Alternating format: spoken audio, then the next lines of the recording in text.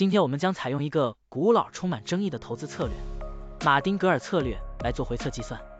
股票市场中，马丁格尔策略就是在股价下跌时增加投资，以较低的平均成本获得更多的股份，然后在股价上涨并达到盈利目标时，一次性卖出获利了结。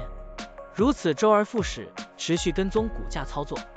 现在，我们就设定一些参数，让 Stocktiny AI 帮我们生成程序，对 BNB、BNBUSD 进行回测计算。设定参数如下：最大买入次数7次，最大加仓比例 1.5 倍，每次买入股价下跌的比例 10%， 获利卖出的上涨幅度 5%。运行时间从2023年1月1日到2024年5月2日。交易手续费设定为 0.10%。好了，按照上面的设定，程序运行的结果是累计交易54次，期末持仓价值108615.15元，盈利 8.62%。相比持仓不动，多盈利负 120.98%。可以看到，橙色的持仓价值曲线比股价曲线更平缓。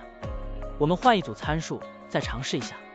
最大买入次数5次，最大加仓比例 1.5 倍，每次买入股价下跌的比例 8%， 获利卖出的上涨幅度 3%， 这样就可以得到新的回测结果。累计交易69次，期末持仓价值121597.80元，盈利 21.60%。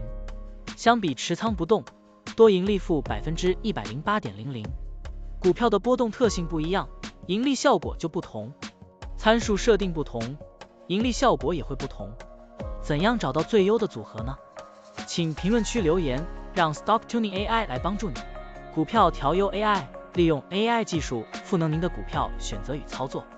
本站内容不构成对任何人的投资建议，您应当基于自己的独立判断做出决策。扫描二维码获取文字稿，欢迎点赞、评论、转发。